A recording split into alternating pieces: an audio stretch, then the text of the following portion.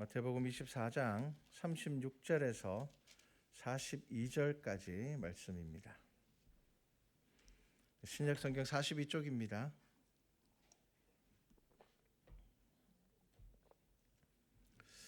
자, 우리 한 목소리로 함께 성경 말씀 봉독하겠습니다. 함께 봉독합니다. 그러나 그날과 그때는 아무도 모르나니 하늘의 천사들도 아들도 모르고 오직 아버지만 아시느니라. 노아의 때와 같이 인자의 임함도 그러하리라. 홍수전에 노아가 방주에 들어가던 날까지 사람들이 먹고 마시고 장가들고 시집가고 있으면서 홍수가 나서 그들을 다 멸하기까지 깨닫지 못하였으니 인자의 임함도 이와 같으리라. 그때에 두 사람이 밭에 있음에 한 사람은 데려가고 한 사람은 버려둠을 당할 것이요 두 여자가 맷돌질을 하고 있음에 한 사람은 데려가고 한 사람은 버려둠을 당할 것이니라. 그러므로 깨어 있으라. 어느 날에 너희 주가 임할는지 너희가 알지 못함이니라. 아멘. 자, 깨어 있어야 하는 이유입니다. 32절부터 마지막 51절까지 말씀을 보도록 하겠습니다. 자, 예수님께서는 마지막 유월절을 지키시기 위하여서 예루살렘성에 입성하셨고요. 그리고 예수님께서는 천국에 대한 말씀도 많이 하셨고, 그리고 또 마지막 때에 대한 경고의 말씀들도 하셨습니다. 예수님께서는 두 가지 종말에 대해서 말씀을 하셨습니다. 하나는 예루살렘, 이스라엘의 종말에 대해서 말씀을 하셨고요. 하나는 모든 인류의 마지막 때, 예수님께서 다시 오실 때에 대한 말씀을 하셨습니다. 그래서 이 이스라엘의 종말에 대하여서는 이 세대가 지나가기 전에 이것이 이루어지는 것을 너희들이 볼 것이다 라고 말씀을 하셨고요. 예수님께서 주 30년에 돌아가셨고 정확하게 유대인들에게 있어서 한 세대는 40년입니다. 정확하게 한 40년이 지나서 예루살렘은 무너지게 됩니다. 그래서 이 이스라엘이라는 나라는 사라지게 되죠. 그래서 근 2000년 가까이 역사 가운데 나라 없이 떠돌아다니다가 다시 이스라엘이라는 나라가 생겨났습니다. 성경이 우리에게 하시는 이 말씀이 오늘날 우리의 삶 가운데서 그대로 이루어진다는 것을 저와 여러분 모두가 믿음으로 보시기를 바랍니다. 예수님께서 우리에게 마지막 때에서 경고하신 이 비유를 우리가 잘 기억해야 됩니다. 지난주 말씀을 기억하십시오. 예수님께서는 저와 여러분들에게 두 가지 마지막 때에 대해서 경고하셨습니다. 개인에게 경고하셨고요. 공동체, 즉 교회에게 경고하셨습니다. 개인에게 하신 경고는 뭡니까? 미혹되지 말라는 겁니다. 수많은 이단들이 등장하여서 우리의 믿음을 흔들 것인데 그것에 미혹되지 말라는 겁니다. 이단들은 많은 기적과 표적들을 보여줄 것입니다. 그리고 우리가 생각하기에 야 이거 정말 대단한 것 같아 라고 하는 것들을 보여줄 것입니다. 하지만 미혹되지 말라 말씀하셨습니다. 이단은 두려움을 이용하여서 우리를 미혹합니다. 자신들의 공동체에 들어와야지만 구원받는다라고 말합니다. 그리고 또 자신들의 어떤 성경 해석적인 방법만이 옳다라고 이야기를 합니다. 그런데 여러분 성경은 구원의 조건으로 무엇을 우리에게 말씀하고 있는지를 아셔야 됩니다. 분명히 성경은 예수 그리스도를 주로 고백하는 모든 이들이 구원받는다라고 말씀하고 있습니다.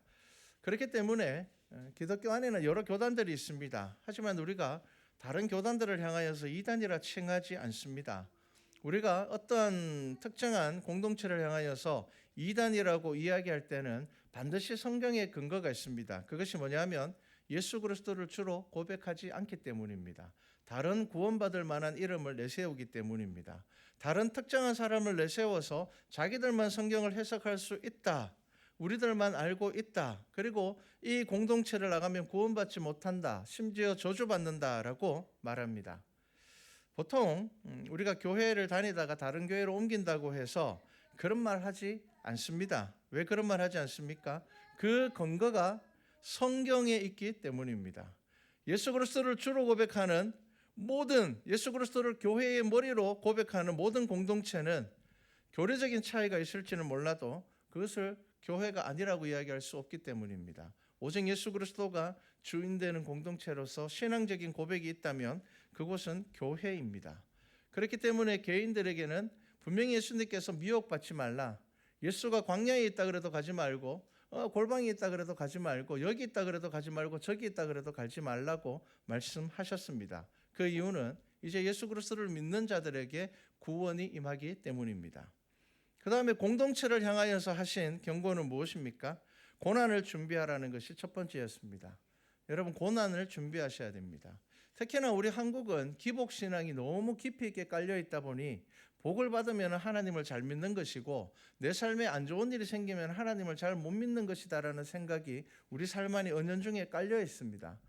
그런데 여러분, 성경을 깊이 있게 묵상하십시오. 예수님께서는 저와 여러분들에게 고난을 이겨낼 것을 명령하셨습니다. 우리의 삶에는 고난이 있습니다.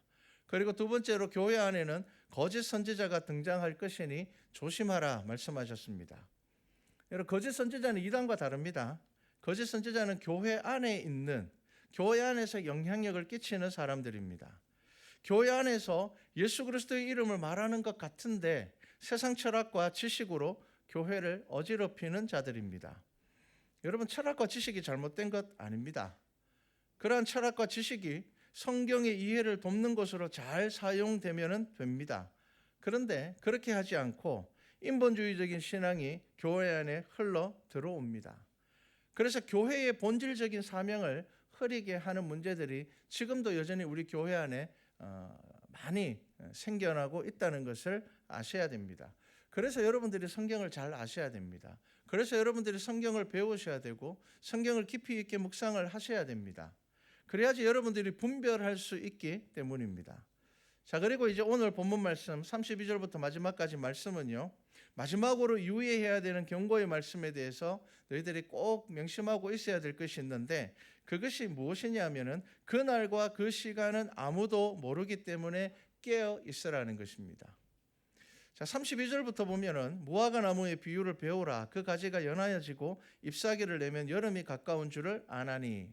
자, 이것이 무슨 말씀을 하고 있습니까? 너희들이 나무 하나를 보아도 이제 계절이 바뀌겠구나라는 것을 알 수 있듯이 너희들이 믿음 안에 깨어 있으면은 그날과 그 시를 정확하게 알지 못한다 하여도 주님께서 오실 날에 대하여서 이제 오시겠구나, 내가 정말 더 깨어서 열심히 신앙생활 해야 되겠구나라는 것을 알 수 있다는 것입니다. 지금 우리가 날씨가 좀 갑자기 쌀쌀해졌습니다. 그렇다고 해서 우리가 다시 겨울로 갈 거야라고 생각하지 않습니다. 왜냐하면 꽃이 피운 나무들이 있더라고요. 뒷길로 가보니까 몇몇 나무들은 이미 꽃을 활짝 피웠습니다. 우리가 그 꽃나무를 보면은 무슨 생각합니까? 추워도 이제 곧 따뜻해질 거야. 왜냐하면 이미 나무가 꽃을 피웠기 때문입니다. 예수님께서는 저와 여러분들에게 하나님의 말씀을 통하여서 이 시대를 믿음의 눈으로 보아야 한다라는 것을 아주 분명하게 말씀하고 계십니다. 여러분, 다른 사람의 눈을 통해서 보는 것이 아니라 여러분들이 하나님의 말씀을 통하여서 이 시대를 볼 수가 있어야 한다는 것입니다. 예수님께서는 그날과 그 시는 아무도 모른다고 말씀하셨습니다. 근데 우리는 성격상 뭔가 정확하게 알고 싶은 마음이 있습니다. 뭔가 확실하게 좀 알았으면 좋겠습니다. 그러다 보니까 뭔가 특별하게 분명하게 뭔가를 이야기하는 것에 미혹을 당할 때가 참 많습니다. 그런데 여러분, 성경 말씀을 잘 기억하십시오. 하나님의 절대 주권에 속한 것은 우리는 인정하고 그것에 순종해야 됩니다. 우리가 그것을 정확하게 알아내려고 하는 노력, 여러분, 그날이 언제일까? 여러분, 이미 우리나라는 1999년 12월 마지막 날에 다미선교회라는 것으로 인하여서 이 나라 전체가 한번 크게 이단에 흔들렸었습니다. 왜 사람들이 거기에 빠졌을까요? 뭔가 정확하게 알고 싶고 누군가가 그 날짜와 시간까지 제시하니까 그것에 마음에 가는 겁니다. 그런데 여러분, 이 말씀, 오늘 우리가 읽은 이 본문의 말씀만 기억한다면 그런 유혹에 빠지지 않습니다. 그날과 그 시는 모릅니다. 그렇다고 불안해하지 마십시오. 깨어있는 자들은 구원받습니다. 깨어있는 자들은 그 마음 가운데 예수 그리스도를 주로 고백하며 믿음 안에 살아가고 있는 사람들은 반드시 구원받게 될 것입니다. 그렇기 때문에 우리는 그날과 그 시간을 알지 못한다 하여도 우리가 두려움에 살아갈 필요가 없다는 겁니다. 여러분, 성경이 우리에게 그날과 그 시간을 알려주시지 않는 이유가 있습니다. 그날과 그 시간을 알게 되는 순간 우리 속에 있는 이 죄성과 이 게으름이 작동하기 때문입니다. 여러분 심판의 날과 그 시간을 알고 때가 되어서 갑자기 열심히 한다고 구원받는 것, 여러분 성경은 그런 구원을 말씀하고 있지 않습니다. 40절에 보면요, 밭에 있다가 한 사람은 데리고 간다라는 것입니다. 교회 모여 있다가 가는 것 아닙니다. 뭐라고요? 밭에서 열심히 일하고 있는 겁니다. 비록 그 밭에서 일하고 있다 할지라도 그가 깨어있는 믿음으로 살아가는 사람이라면 하나님께서 그를 버려두지 않는다는 겁니다. 그를 데리고 가신다는 겁니다. 두 여인이 서로 마주보고 맷돌질을 하고 있더라도 똑같이 맷돌질을 하고 있지만 깨어있는 자는 데리고 가시겠다는 겁니다. 구원하시겠다는 것입니다. 그러니까 지금 이 말씀을 통하여서 예수님께서 저와 여러분들에게 하시는 말씀은 너희들 두려워하지 말고 어떻게 해야 된다고요? 깨어 있으라는 것입니다. 믿음 안에 깨어 있으라는 겁니다. 예수님께서는 저와 여러분들에게 징조를 알려주셨습니다. 그것은 우리가 이 징조를 분별하여 스스로 깨어있게 하기 위함입니다. 천사들도 모른다고 합니다. 예수님도 그 아들도 그것을 알지 못한다고 말씀하십니다. 그것은 메시아적인 교훈의 주제가 아니기 때문에 예수님께서는 나도 모른다라고 말씀을 하셨습니다.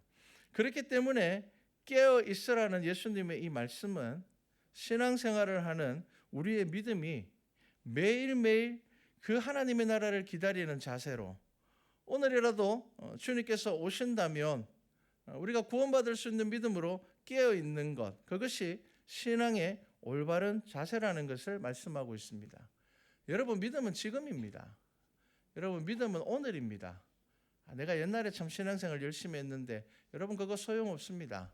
귀하지만 그것이 지금의 믿음을 드러내지는 못합니다. 내가 앞으로, 지금은 좀 힘들지만 앞으로 내가 조금 안정되면, 조금 편해지면, 조금 나아지면 내가 신앙생활 열심히 해야지. 여러분, 그것도 믿음은 아닙니다. 믿음은 지금입니다. 여러분, 오늘입니다. 여러분들이 살아가는 그 삶의 그 순간순간이 바로 믿음의 자리입니다.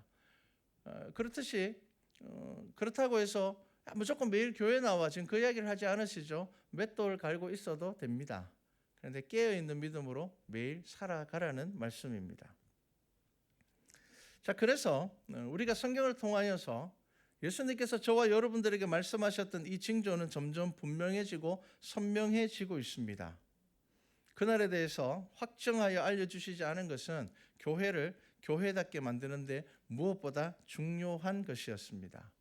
그래서 여러분, 많은 사람들이 세상을 살아가지만 겉으로 보기에는 비슷하게 살아가는 것 같지만 겉으로 보기에는 둘이 같이 맷돌질하고 있는 것 같고 둘 다 같은 밭에서 일하고 있는 것 같지만 예수 그리스도의 말씀을 알지 못하는 이들과 주의 말씀으로 살아가는 이들의 하루는 다르다는 것입니다.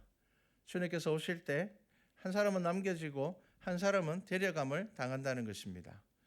자, 예수님께서 37절 말씀부터 보면 노아의 이야기를 합니다. 이거 참 중요합니다. 노아의 때와 같이라고 말씀하십니다. 인자의 임함도 그러하리라 라고 말씀합니다. 여러분, 노아에게는 심판이 갑자기 닥친 일일까요? 그렇지 않습니다. 하지만 그 큰 방주를 보고도 외면한 이들에게는 심판은 갑자기 닥친 일입니다. 여러분, 징조를 가지고 있는 사람, 믿음의 눈으로 깨어있는 사람들에게는 여러분, 그날이 갑자기 다가오지 않습니다. 여러분, 그것을 지금 예수님께서 말씀하고 있는 것입니다. 여러분, 노아가 어디 비밀 장소에 숨어가지고 혼자 배 만들었습니까? 그렇지 않습니다. 자녀들과 며느리들과 함께 그 노아 방주를 만들었습니다. 짧은 시간 후다닥 만들었습니까? 아닙니다. 긴 시간 만들었습니다. 성경의 기록을 보면 거의 100년 가까이 만들었습니다. 여러분, 그렇게 오랜 시간 동안 별로 비도 오지 않는 그 지역에 그렇게 큰 방주를 만들었는데 노아에게 묻는 이가 없었을까요? 성경은 아주 간략하게 기록하고 있지만 그 오랜 시간 동안 방주를 만들었음에도 불구하고 노아의 가족 외에 다른 사람은 아무도 들어가지 못하였다는 것에 대해서 우리가 믿음의 눈으로 이 본문을 보아야 됩니다. 여러분, 모든 사람들이 징조를 보고 모든 사람들이 세상이 돌아가는 것을 보고 내가 이렇게 살면 안 되겠다라고 생각하지 않습니다. 대부분의 사람들은 어떨까요? 39절 말씀에 보면은 이렇게 38절과 39절에 보면 무슨 말씀합니까? 홍수 전에 노아가 방주에 들어가던 날까지 사람들은 먹고 마시고 장가들고 시집가고 있으면서 뭐 이럴 수는 있을 것 같습니다. 비 오기 전에는. 그런데 39절을 보십시오. 홍수가 나서 그들을 다 멸하기까지 깨닫지 못하였으니. 여러분, 우리가 얼마나 연약하고 우리가 얼마나 미련한지를 여러분 인정하셔야 됩니다. 우리는 우리의 생각과 고집이 한번 빠지면요, 거기에서 잘 못 벗어납니다. 끝까지 우리 생각이 옳다고 생각을 합니다. 여러분, 노아가 그 큰 방주를 만들었습니다. 가족이 들어가고도 남을 만큼, 정말 주위 사람들이 볼 때 왜 저만큼 큰 배를 지을까 싶을 만큼의 큰 방주를 만들었습니다. 그럼에도 불구하고 처음에는 사람들이 관심을 가졌을 것입니다. 하지만 100년이라는 시간 동안, 긴 시간 동안 그 배를 만들고 또 만들고 하니까 사람들의 관심에서 사라졌을 것입니다. 그냥 좀 이상한 사람이 혹은 별난 사람이 배를 뭐 저렇게 만들고 있을까라고만 생각했을 것입니다. 그런데 여러분, 하나님의 말씀을 품은 노아의 가족들에게는요, 이 배를 만드는 시간이 어떤 시간이었을까요? 언약의 시간입니다. 여러분, 창세기를 잘 보십시오. 하나님께서 노아에게 야, 내가 앞으로 10년 있다가 홍수 일으킬 테니까 10년 안에 배 다 만들어, 이렇게 하지 않으십니다. 규격만 가르쳐 주시고 너 만들어 봐. 그리고 노아가 그 배를 다 만들었을 때에 심판이 시작됩니다. 여러분, 말씀을 품고 살아가는 노아 가족들에게는요, 이 배를 만드는 시간이 언약의 시간입니다. 하나님께서 말씀하신 그 심판을 향해 가는 시간이었습니다. 그렇기 때문에 그들은 배만 만들지 않았을 것입니다. 경건을 사모했을 것입니다. 이제 그들에게 있어서 시간은 참 소중했을 것입니다. 그 배가 완성되고 하나님의 심판이 시작되었습니다. 노아가 그 방주를 만드는 그 시간을 징조로 볼 수 있었다면 구원받는 자들 더 있었을 것입니다. 만약에 노아의 신실함을 아는 사람이라면, 노아가 정신적으로 문제가 있는 것이 아니라 저 사람은 참 신실한 사람인데, 저 사람은 참 정직한 사람인데, 성경에서 노아를 어떻게 기록하고 있습니까? 그는 정말 믿음이 좋은 사람이었습니다. 그는 하나님의 마음에 합당한 사람이었습니다. 주위의 사람들이 노아가 그런 사람이라는 걸 알았다면 정말 하나님을 잘 섬기고 하나님을 향한 믿음이 저렇게 신실한 사람이 저렇게 큰 배를 이렇게 오랜 시간 동안 만드는 거 보면 무슨 이유가 있을 거야 라고 생각을 했다면 그 누군가는 구원을 받았을 것입니다. 그것을 징조로 보았다면 구원받았을 것입니다. 그런데 그러지 못하였습니다. 홍수가 나서 다 멸하기까지 깨닫지 못하였다라는 이 말씀을 여러분 기억하셔야 됩니다. 우리가 그렇게 때로는 무디고 때로는 미련하고 때로는 우리의 생각과 우리의 계획에 사로잡혀서 우리가 믿음으로 세상을 바라보지 못할 때가 너무 많습니다. 다르게 이야기를 하면 성도의 삶은 어떤 삶이 되어야 될까요? 저와 여러분의 삶은 노아가 이 방주를 만드는 삶이 되어야 됩니다. 여러분, 우리는 방주를 만드는 삶이 되어야 됩니다. 이것이 뭘까요? 우리의 삶은, 성도들의 삶은 하나님을 알지 못하는 이들이 볼 때의 징조가 되어야 합니다. 여러분, 그것입니다. 하나님을 알지 못하는 사람들이 하나님을 믿는 저와 여러분들을 볼 때에 야, 우리보다 뭐 못하네, 저 사람들은 별로 우리가 다를 바가 없네 라고 느낀다면 여러분, 그것은 잘못된 신앙입니다. 여러분, 분명하게 여러분 아셔야 됩니다. 노아가 방주를 만들고 많은 사람들이 볼 수 있는 곳에 방주를 만들고 그렇게 했던 것은 하나님께서 노아를 통하여서 단 한 사람에게라도 많은 이들에게 그 하나님의 그 심판을 알게 하시기 위함이었습니다. 그럼에도 많은 사람들은 그것을 보고 관심 가지지 않았습니다. 그냥 무관심했습니다. 결국은 자기들이 다 멸망할 때에 그때서야 비로소 깨닫게 되었습니다. 여러분, 성도의 삶에는요, 여러 가지 유혹이 있습니다. 그 여러 가지 유혹 가운데 예수님께서 분명하게 저와 여러분들에게 비유로 말씀하시는 것입니다. 징조를 볼 수 있게 깨어 있으라는 말씀은요, 여러분, 시간이 내 것이라는 생각에 속으면 안 됩니다. 사실 우리는 거기에 제일 많이 속습니다. 우리가 오늘 하루를 어떤 마음으로 살아갑니까? 어제도 나의 생각대로 계획대로 살았던 것처럼 오늘도 나의 계획 안에 있다고 여러분 생각하시면 안 됩니다. 여러분, 이제 인생을 살다 보면, 인생의 연수가 쌓이다 보면 여러분들 깨닫게 되는 교훈이 있지 않습니까? 내 계획대로 내 인생이 되지 않는다는 것 깨닫지 않습니까? 여러분, 그렇다면 말씀의 교훈을 들으셔야 됩니다. 우리는 살아가면서 어느 순간 원치 않은 일들이 내 삶에 시작되는 것을 경험합니다. 그렇기 때문에 여러분 깨어 있으셔야 됩니다. 여러분 시간은 결코 우리의 생각대로 우리 마음대로 되지 않습니다. 제가 목사이다 보니 참 많은 장례를 집례를 합니다. 제가 대구에 있을 때 가장 마음에 남는 마음 아픈 장례가 있습니다. 초등학교 5학년 정도 된 여자아이의 장례를 집례한 적이 있습니다. 뭐 이렇게 몸이 아프거나 그렇게 해서 죽은 것도 아닙니다.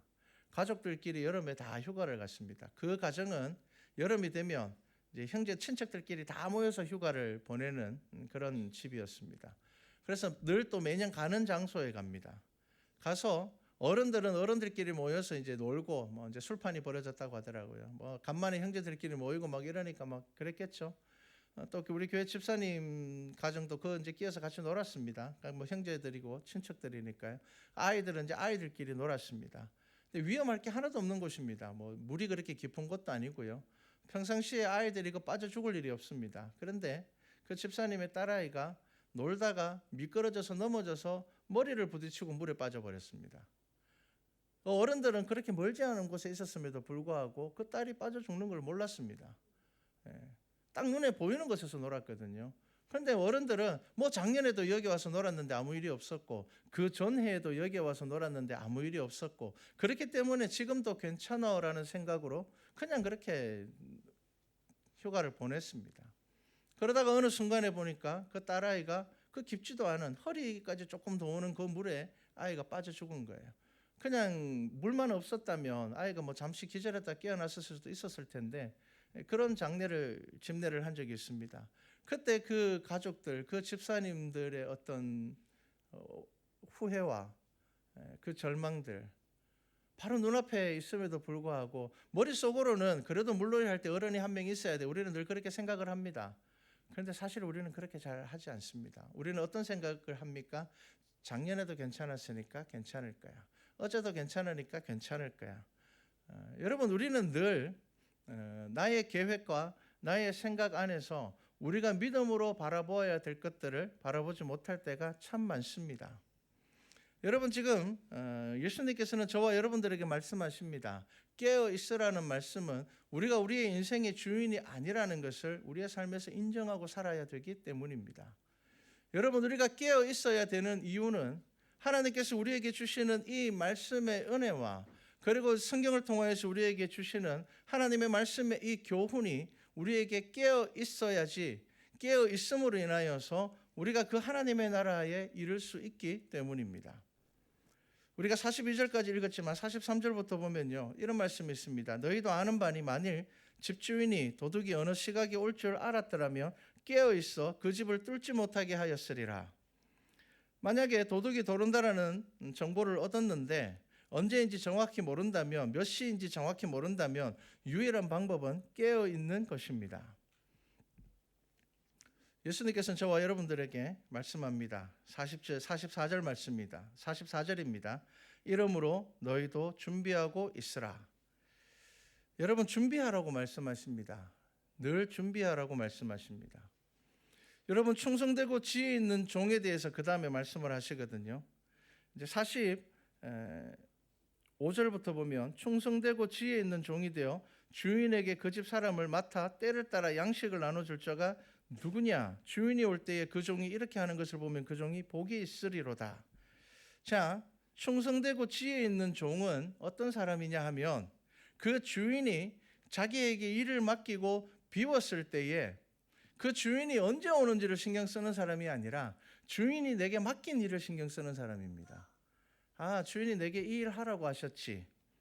여러분 그럼 악한 종은 어떤 사람일까요?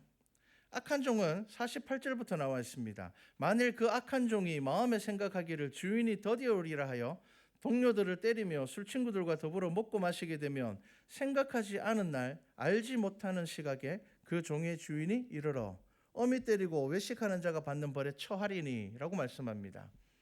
악한 종은 왜 악한 종이 되었습니까? 설마 오늘 오겠나라는 생각에서 시작되는 미련함으로 그가 깨어있지 않음으로 인하여서 그가 악한 종이 되었습니다.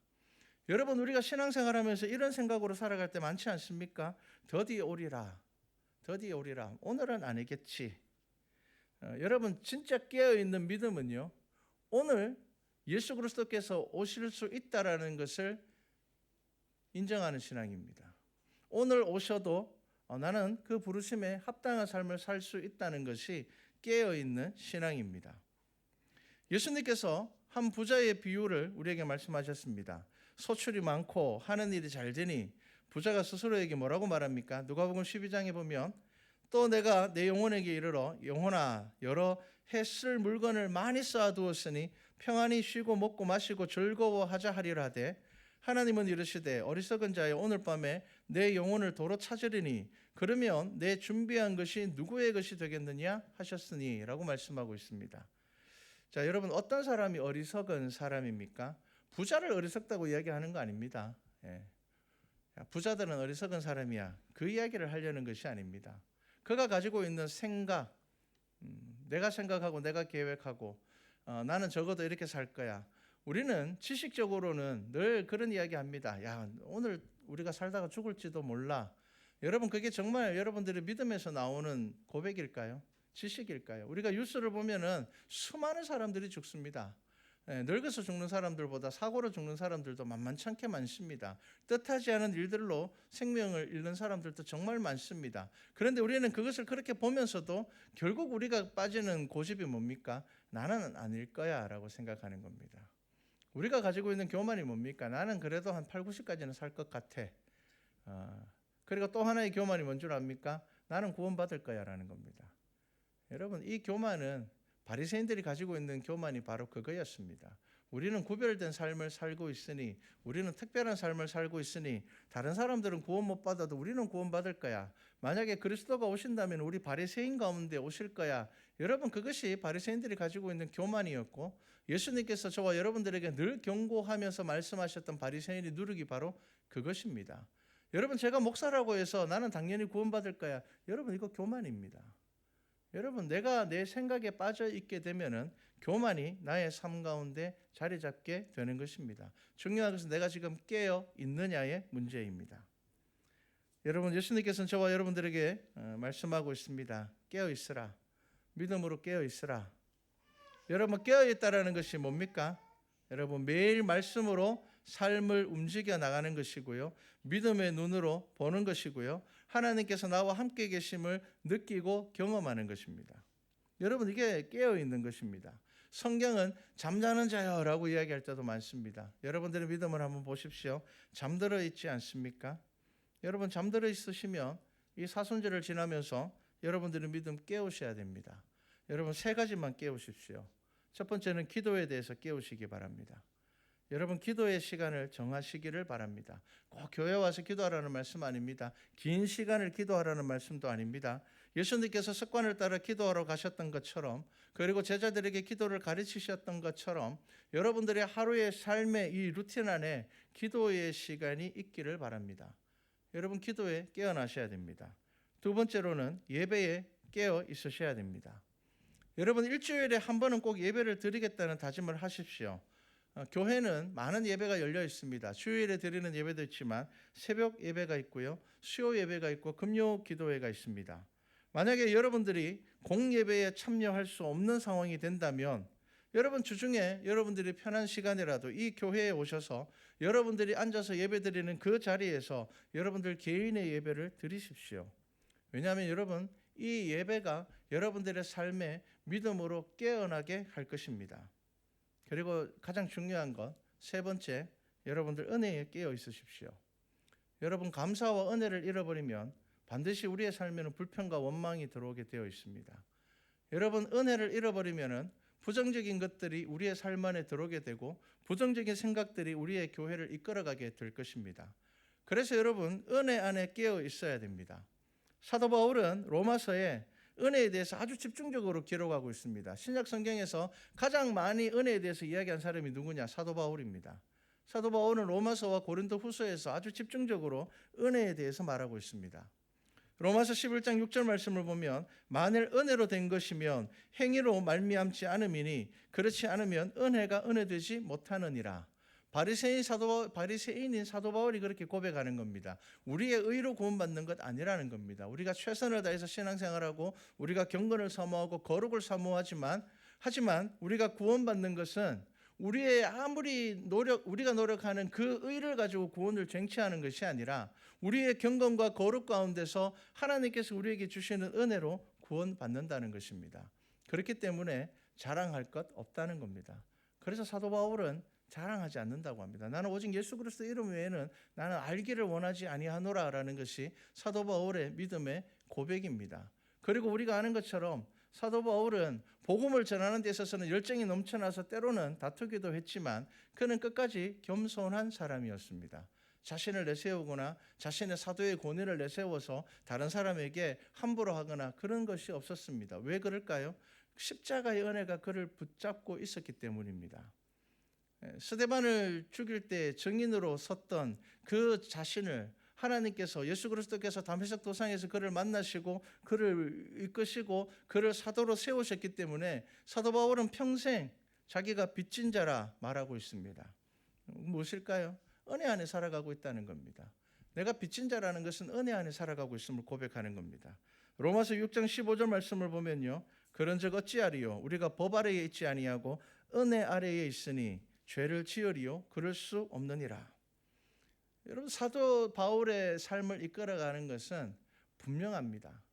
하나님의 은혜 아니면은 내가 아무리 대단한 삶을 살아도 구원받지 못하는데 예수님께서 나를 위하여 십자가에 달려 죽으시고 부활하시고 또 나에게 나타나심으로 인하여서 나는 그 은혜 가운데서 죽을 때까지 살아간다는 것입니다. 그래서 여러분, 은혜를 잃으면 그 자리에 반드시 불평과 원망과 교만이 들어오게 되어 있습니다. 여러분, 이 세 가지에 잠들면 믿음이 잠들게 되어 있습니다. 여러분, 우리의 믿음이 사라지는, 우리의 믿음이 사그라지는 그 길이 뭔지 아십니까? 이 세 가지를 잃어버리면 그렇습니다. 여러분, 코로나를 지나면서 3년 동안 영상 예배를 드리는 분들 중에 아직까지 교회에 돌아오지 않는 분들이 그 숫자가 어마어마합니다. 정확한 통계가 나오지는 않지만 거의 100만 가까이 된다고 합니다. 여러분, 이 숫자는 굉장한 숫자거든요. 여러분, 잠들어 버리면 안 됩니다. 다시 깨어나셔야 됩니다. 여러분, 편안하게 어쩔 수 없는 상황에서 영상으로 예배드리는 그 예배 하나님께서 받으십니다. 신령과 진정으로 드린다면 받으십니다. 하지만 내가 편하기 위해서 영상으로 계속 예배를 드리고 교회 가서 사람들과 부딪히는 게 싫어서 내가 영상으로 계속 예배를 드린다면 여러분, 우리의 믿음이 지금 잠들고 있는 것은 아닌지 확인해 보셔야 됩니다. 자, 여러분, 깨어있다는 것은요, 살아있다는 것을 말씀합니다. 여러분, 산다는 것은 고난이 있습니다. 예수님께서는 지금 오늘 본문 말씀을 통하여서 저와 여러분들에게 묻습니다. 너는 살아있냐라고 묻습니다. 너 살아있냐? 여러분, 지나온 일주일 한번 돌아보십시오. 여러분, 믿음으로 살아 있으셨습니까? 잠들어 있다가 주일날 여러분 그 믿음을 깨워서 교회에 오지 않습니까? 여러분, 한 주간의 삶 안에서 여러분들의 믿음이 깨어 있으셔야 됩니다. 살아있는 믿음은 그날과 그때를 정확히 몰라도 분별하는 믿음으로 살아가기 때문에 내가 밭에서 일을 하든 물맷돌을 돌리고 있든 그 날이 이르렀을 때에 깨어있는 믿음의 사람들은 반드시 구원받게 될 것입니다.